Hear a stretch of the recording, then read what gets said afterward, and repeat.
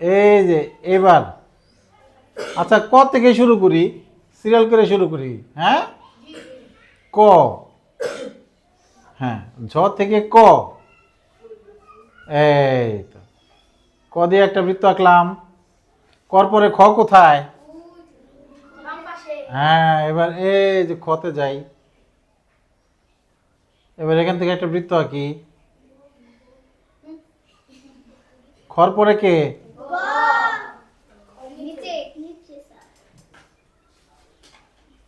গ।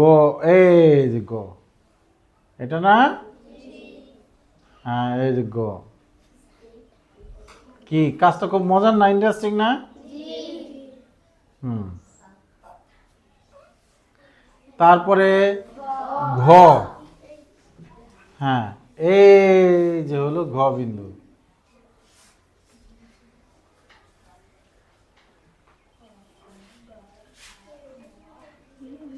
ঘ বিন্দু। ওকে। হুম। ঘর পরে কি? উ অ।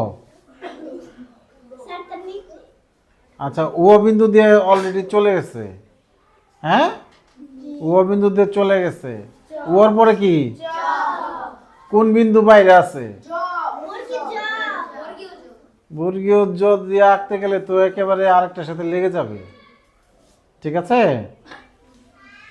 আচ্ছা, তারপরেও আঁকি, দেখি। লেগে যাবে, লেগে যাবে। আচ্ছা, তো যাই হোক, অত বাইরে আর বিন্দু নাই। হ্যাঁ। হুম। এই যে আমি একে দেখাইতে পারি, যেমন বর্গীয় জ। এই যে বর্গীয় জতে দিয়া যদি আমি একটা বৃত্ত আঁকি আরেকটার সাথে, না একেবারে মানে হ্যাঁ হ্যাঁ, ঠিক আছে। হ্যাঁ, লেগে যাওয়ার একটা সম্ভাবনা ছিল আর কি। এবার তোমরা একটা প্রশ্নের জবাব দিতে পারবা খুব সহজে। এই ঝ বিন্দু থেকে, এবার প্রশ্নটা কি, এই ঝ বিন্দু থেকে কোন কোন বিন্দু দূরে? দূরবর্তী বিন্দু। হ্যাঁ, দূরে। ঠিক আছে। যেটা, হ্যাঁ, গ। ঝ বিন্দু থেকে গ বিন্দুটা সবচেয়ে দূরে। কিভাবে বুঝলা? কে বলছে আগে? হ্যাঁ, কিভাবে বুঝলা?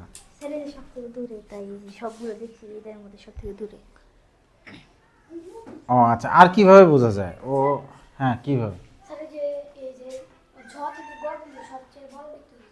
গুড, ওর জন্য একটা ক্লাব। জোরে দাও, জোরে দাও, জোরে দাও।